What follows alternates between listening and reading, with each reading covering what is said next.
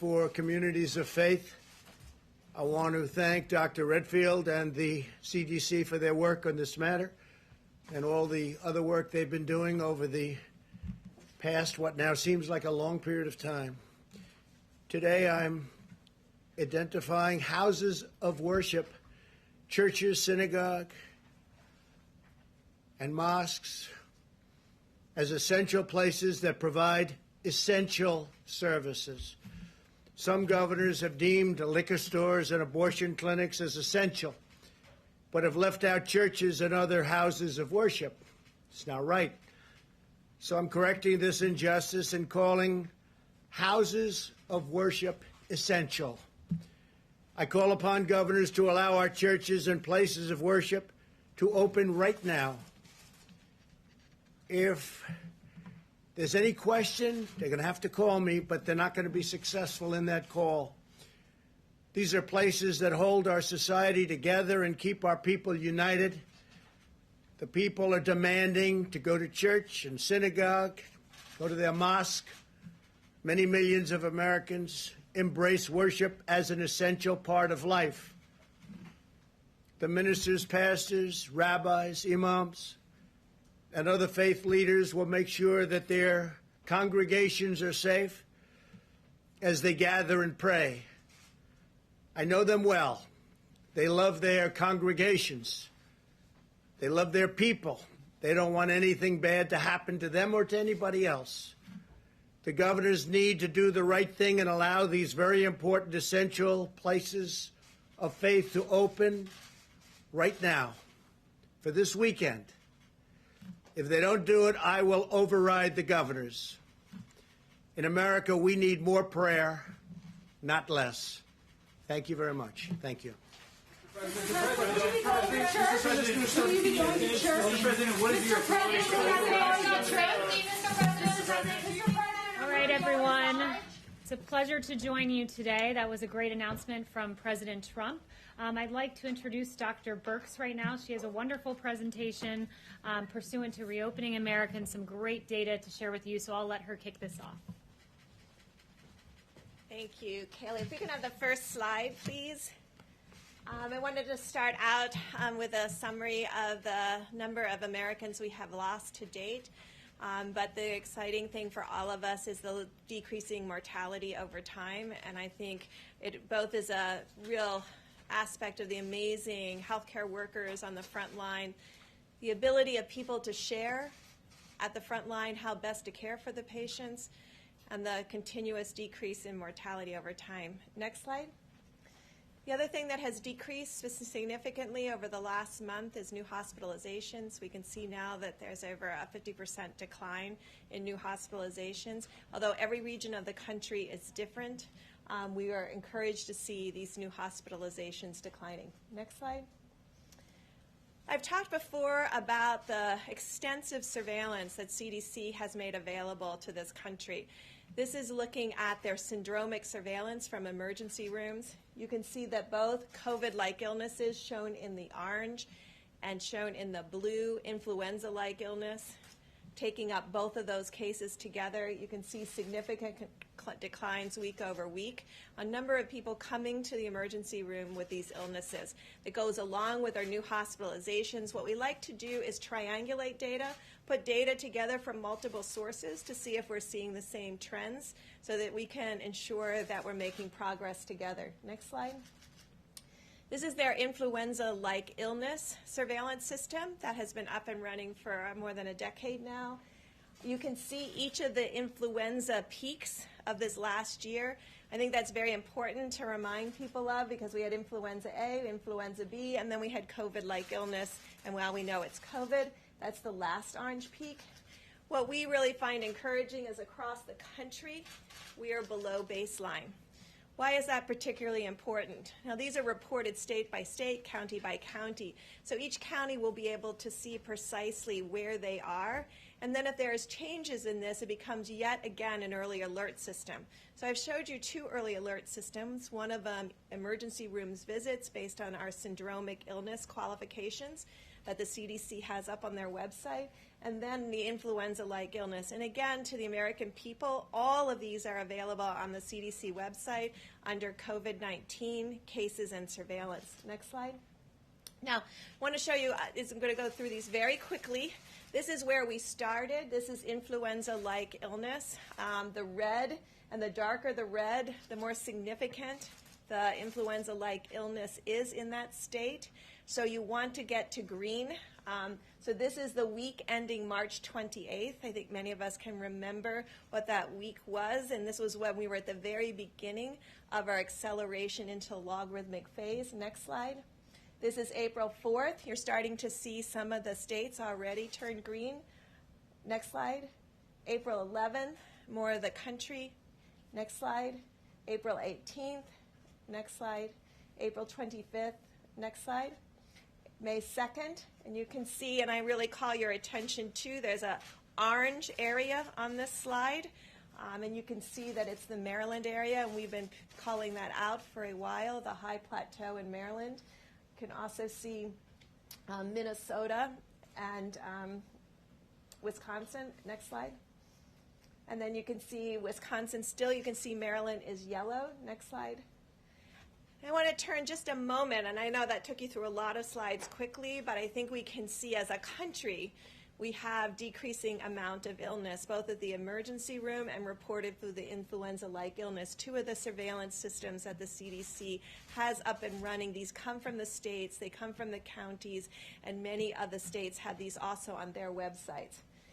We talked earlier about how we had prioritized testings to the area that had the most significant disease.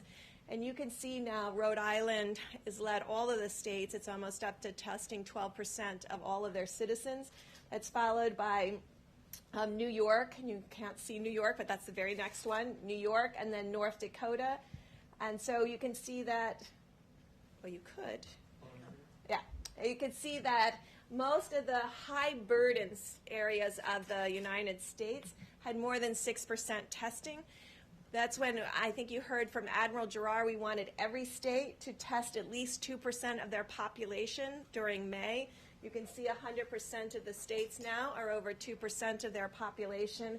And we'll fix this slide so you can see every state, but many of the states now are over 4%.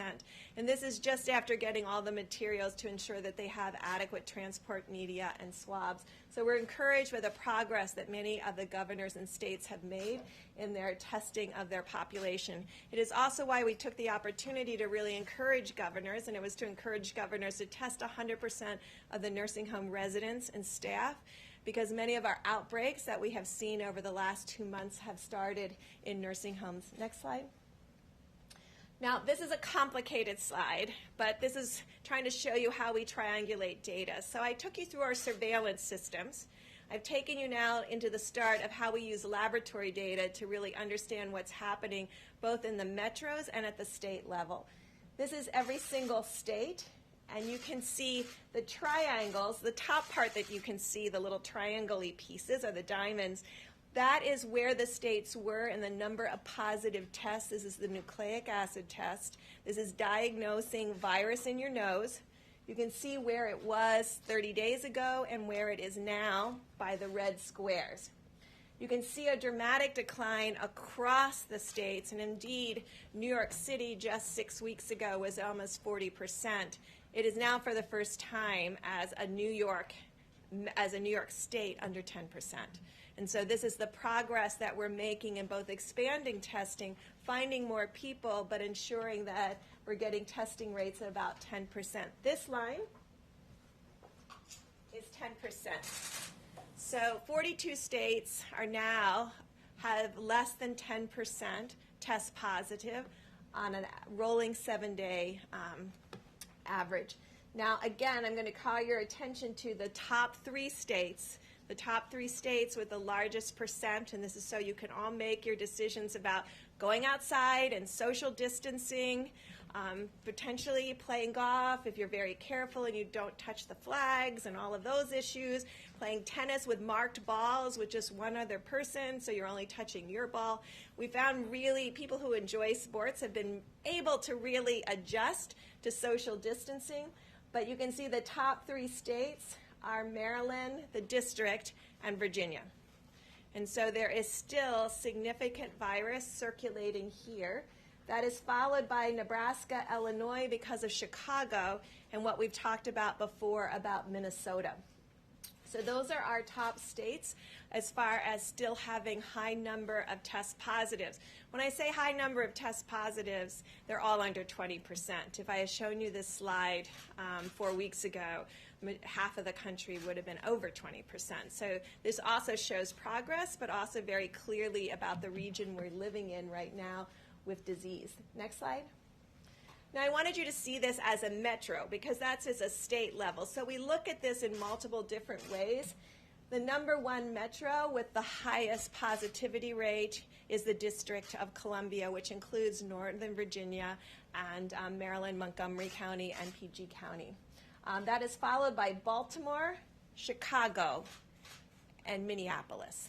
And so these are the places where we have seen really a stalling or an increase of cases, as in Minneapolis. You can see all the other metros are almost all exclusively below 10%. So we see this as great progress across the board in the metro areas. Next slide. So we also look at daily cases and daily case numbers, and I know that you all know that that's a very erratic, and it depends sometimes on how the tests were reported, how the case were reported, and so you often have to look at it over a 3 or 7 day period. This is looking at daily cases on a 7-day rolling average. You can see the number one at the top peak that has now come down dramatically is the New York metro area. Underneath that, you can see our concerns about Chicago and our concern in the yellow line of the Washington, D.C. area, because these are two areas that went through their logarithmic phase and are now at a high plateau with an unchanging number of cases day over day. That's the orange line and the yellow line. You can see that the daily case numbers per 100,000 are below the yellow line and the orange line of Washington, D.C. and Chicago. And that's New York and Boston and many of the others. Providence is also up as a per 100,000. And that's the way we like to look at it because we can really then understand it in relationship to populations. The other groups that have very low levels that once had a peak, this is Detroit, very low level now. This is Boston in the gray, which has come way down also. And you can see down here is Atlanta and Miami. Next slide. Now sometimes, and I think recently there have been publications about where the world was before we started the Stop the Spread and before many states shut down. And just to take you back to that moment, on March 14th, before Stop the Spread, this is showing New York. I didn't even put March 14th on there because New York on March 14th had less than 50 cases reported. Chicago had less than 10.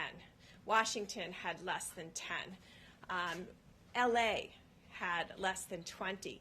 The large state at that time that had a significant number of cases was the Washington area, Washington state, which had 100 cases. On March 14th, we had about 500 cases distributed around the United States, not in any dramatic hotspot per se, but the majority of those cases and the hotspot at that moment was Washington state. This is how the New York metro area, which includes obviously northern New Jersey, northern parts of Pennsylvania, parts of Connecticut and Rhode Island, and the dramatic decline that they've had in the number of cases. And I know you know that also mortality has started to decrease in that northern New Jersey and New York area. Next slide. But I wanted you to see how we bring all this information together on a daily basis. The red line in this graphic are the emergency room visits. So those are the syndromic visits that I discussed with you at the beginning. The blue line is the test positive, and again, it's very erratic because of the reporting of when cases sometimes from the entire weekend are added on a Monday morning. And then you can see the actual case numbers in the black bars. And so that's how we bring everything together. And what we want to see is all of the items trending down. We want to see the number of positives that you find because we really have states now looking for asymptomatic cases. So we want to ensure that both asymptomatic cases, symptomatic cases are all declining as shown in the blue line, that emergency room visits are declining and the actual case numbers are declining together. And of course then there's mortality behind that in the green lines that are green bars that are hard for you to see. Next slide. But this is the Washington area. And so that's why I want you to see that contrast. You can see there's not been that dramatic decline in the blue line. There's not been that dramatic decline in the black bars of cases.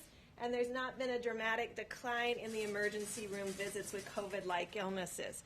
So even though Washington has remained closed, LA has remained closed, Chicago has remained closed, we still see these ongoing cases. And I've asked the CDC, and the CDC is working with the local areas in Chicago and this area in LA to really understand where are these new cases coming from and what do we need to do to prevent them in the future. Next slide. This is Chicago, again, just to show you going up into this high plateau that has been fairly persistent. Next slide. And this is Los Angeles. So you can get a flavor of where we have concerns, of where cities have remained closed and metros that have remained closed but have still persistent high number of cases. Next slide. So then I wanted to talk to you about outbreaks, because throughout this all, there's been a large part of America that has been in many states that have been really finding their outbreaks, containing those outbreaks by testing everyone and doing contact tracing, and then stopping them and stopping those outbreaks in their tracks, what we have been talking about everybody being able to do across the United States. And so this illustrates the counties that have had a 100% increase in new cases over the last 3 days. Now the reason I wanted to show this is because I see more and more graphics out there that talk about cases going up versus cases going down. Just to give you an example of Wyoming, and I think many of the groups now have Wyoming as a red state of cases going up. Wyoming 3 days ago had 5 cases confirmed, and yesterday had 9. So they qualify almost and show up as this large increase. It's a good alert for us. We immediately look and see what exactly is happening at the state website. But you can see when you have very low number of cases, you can have a doubling from 5 to 10 number of cases and show up as a 100% increase. And so each of these have to be investigated separately to really understand what this is. It is the way we find outbreaks in prisons. It's the way we have been finding outbreaks in nursing homes. And we have this graphic. It goes through all of the counties as well as, next slide. So this is one state's analysis. And what they have shown, and they have been able to find each of their outbreaks, contain every one of their outbreaks, close those outbreaks and call them closed cases. In this case, the dark blue is community spread. The rest of it, 50% of their cases, have been coming from outbreaks that they've been able to contain. The largest group in this is meatpacking plants. And what they've been doing is going in and testing 100% of the individuals in the meatpacking plant and also finding 100% of the individuals that are associated with those individuals in the meatpacking plant. They've been able to go into group housing, social gatherings. So just as we discuss all of this, and when you go out for this weekend of Memorial Day and you want to do some kind of social gathering, it's very important to maintain that 6 feet distance and very important to have your mask with you in case that 6 feet different distance cannot be maintained. But it also talks about long-term care facilities. Now, interestingly enough, 50% of their total cases, since they've been tracking, came from these outbreaks. Almost 70+%, 76 of all their mortality, though, came from these outbreaks. And this is why we have been really pushing both in the original Opening Up America Again, in the testing blueprint, we talk about proactive surveillance, proactive monitoring and testing in areas that you know are particularly susceptible to outbreaks. Every state has this knowledge now and this type of analysis.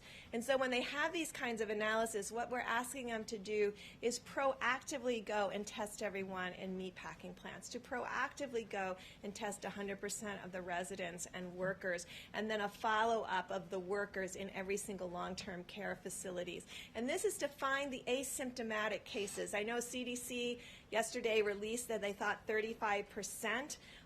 We started with the understanding that we thought it was around 11 to 15% based on the experience with one of the princesses, but now we know it's at least 35. It may be greater than that because it may be so age dependent that there may be a lot of people under 30 that have the virus and are shedding the virus and aren't aware that they have the virus. And so proactive monitoring, proactive testing will become absolutely critical to find these asymptomatic cases. Next slide. So this is my last slide, and this is just to show you what an outbreak looks like. So if you look at this axis, it's normalized through 100,000 population. But you can see this is what we want to see. We want to see very low case number. We want to see that they've identified an outbreak. They've tested 100%. They've contained 100%, and then they don't find any more cases. And so this is what's happening across the country, county by county. This is a county map to really show you the work that's going on. And since the last 2 months, we've gone from, I think, less than 4,000 contact tracers to nearly 50,000 contact tracers. And this is what's been happening behind the scenes. But I really want to applaud the governors and state and the health and local, the health commissioners and the local health departments who have really been working quietly in an unassuming way to really find these cases, track these cases, isolate these cases, and ensure there's no additional spread.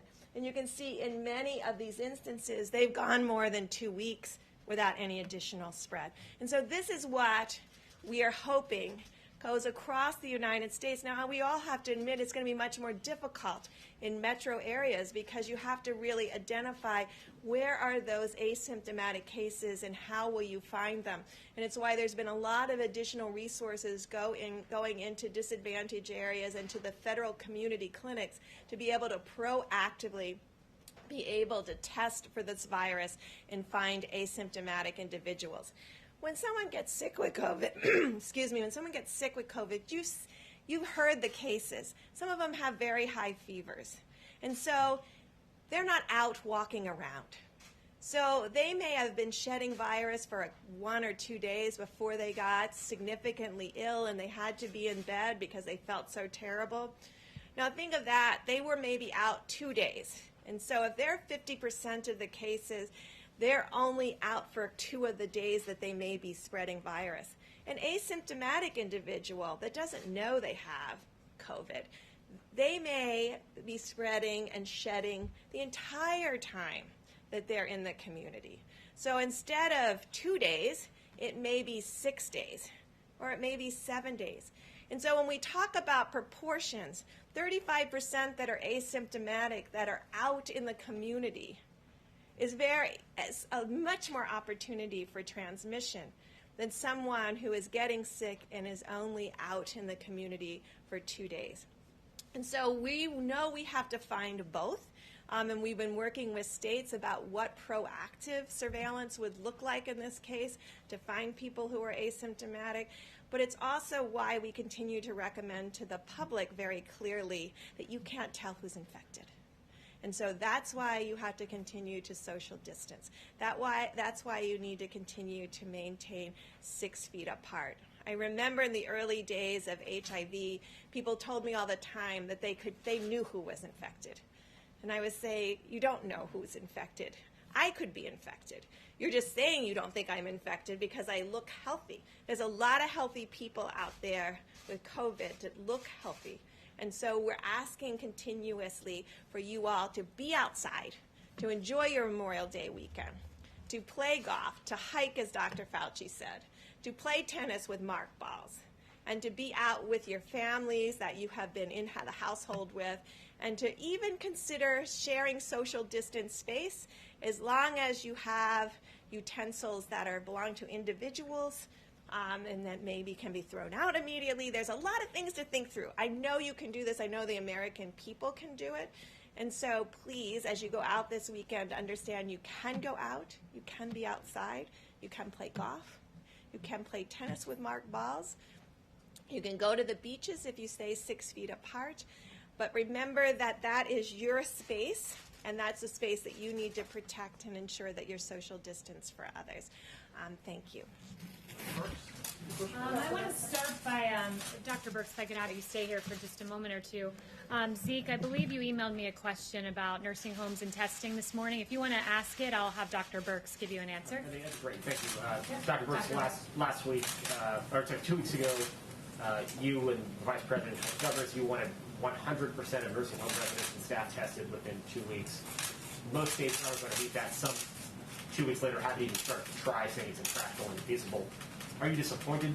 And also, what are the consequences of that inaction? No, I know many of you don't know me. I'm a very aspirational and hopeful person that like to put out challenges because I think that's what needs to be done. You know, we've had it in the Open Up America guidance where we asked them to test all the nursing homes, nursing home residents and workers. We know that that group is very susceptible and has significant mortality. And so we continue to ask the states. We always look at the side of the ones who haven't been able to get it done. There are some that are getting it done.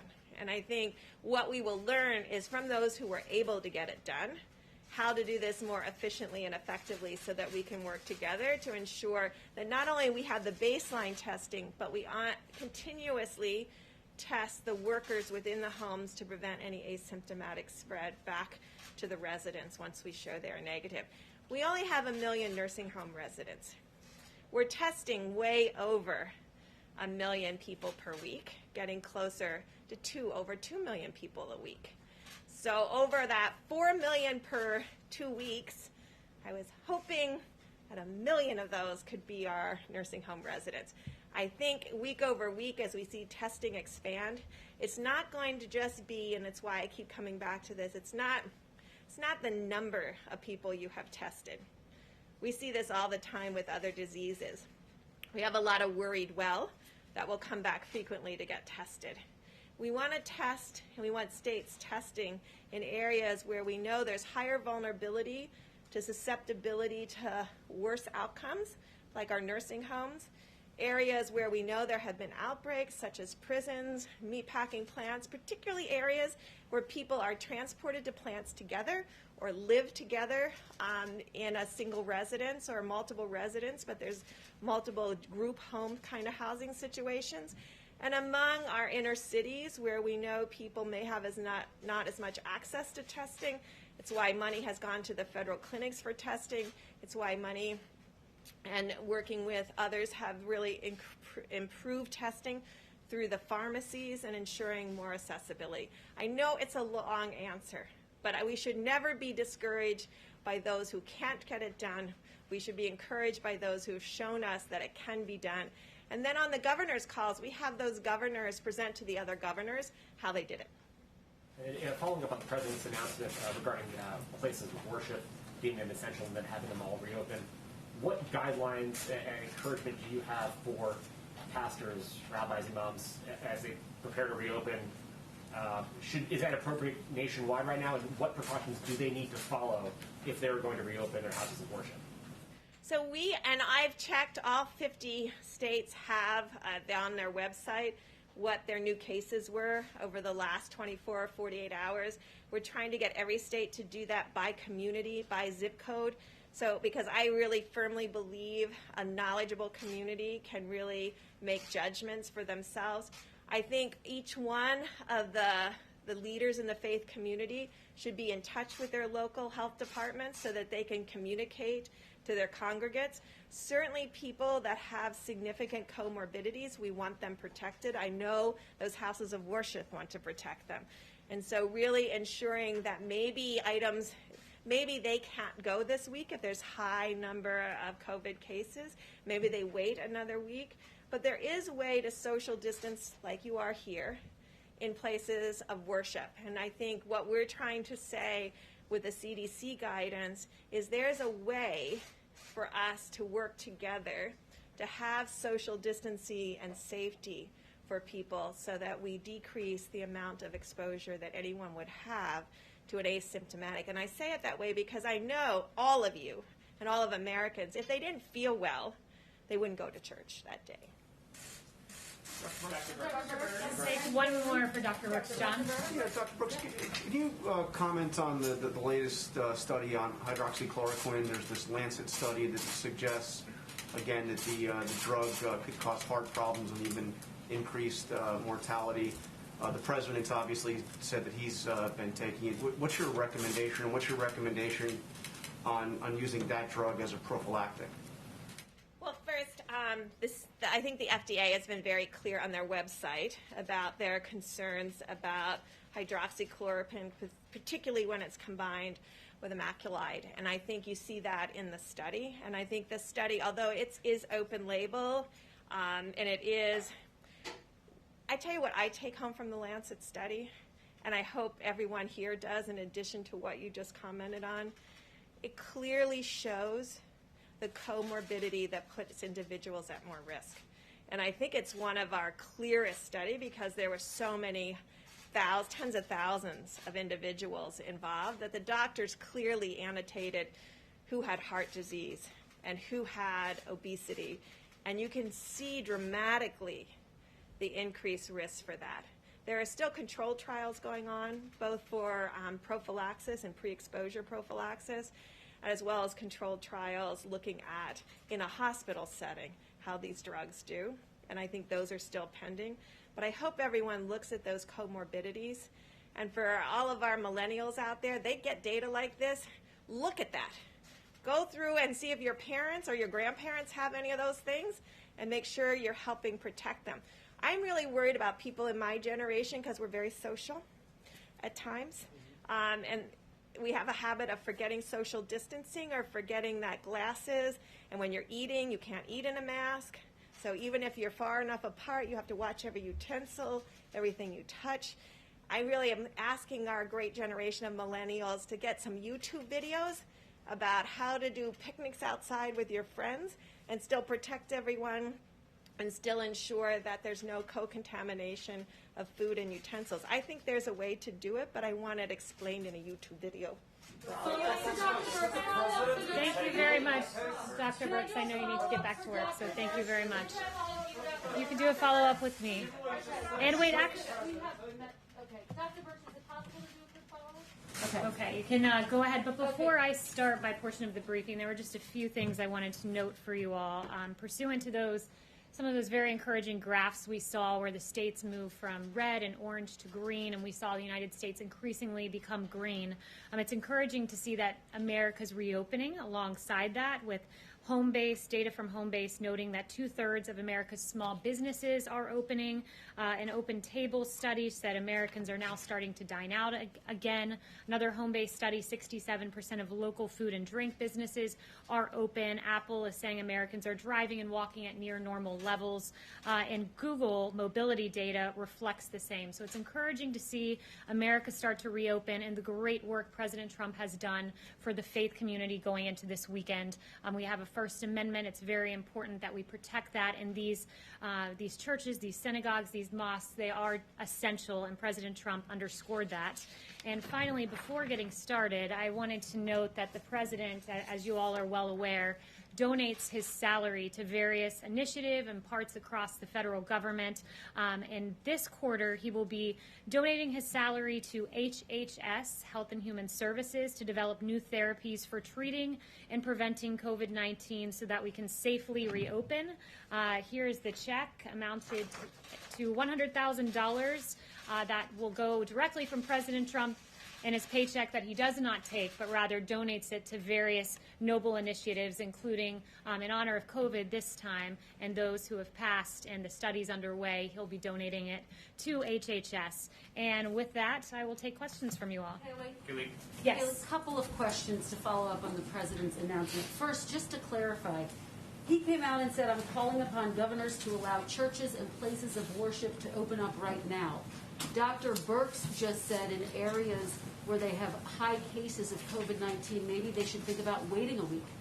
So which is it, and why the mixed messaging? That's up to the governors. As it's said in our guidance, we note that while many types of gatherings are important for civic and economic well-being, religious worship has particularly profound significance to communities and individuals, including as a right protected by the First Amendment. The president wants to see these communities open. Dr. Birx was integral to making these guidelines, and they lay out a pretty clear path for faith communities to reopen. The president said he's going to override the governors. Under what authority would he do that? And to your point, he said several weeks ago, this is all up to the governors. Well, I think you're posing a hypothetical, and I think we can all hope that we see governors. Would override the governors. You're posing a hypothetical, though. You're assuming that governors are going to keep churches shut down and keep mosques shut down and keep synagogues shut down. That is a hypothetical question, and we will leave it to these faith communities to reopen. Said if governors don't We'll listen leave to it to him, faith he's gonna communities to override their reopen. And authority. Kristen, I think we can all hope that this Sunday people are allowed to pray to their gods across this country. That's a good thing. And I'd also note there's detailed guidance in here about the way that you can clean your facilities, promote social distancing. So this is something that we should all look at and be thankful that we are encouraging these faith communities to reopen and do so in a safe way. And we'll leave it to parishes to open in a safe fashion. What Yes. authority is the president referencing? Does the White House now support these churches that are defying governor's orders and opening up?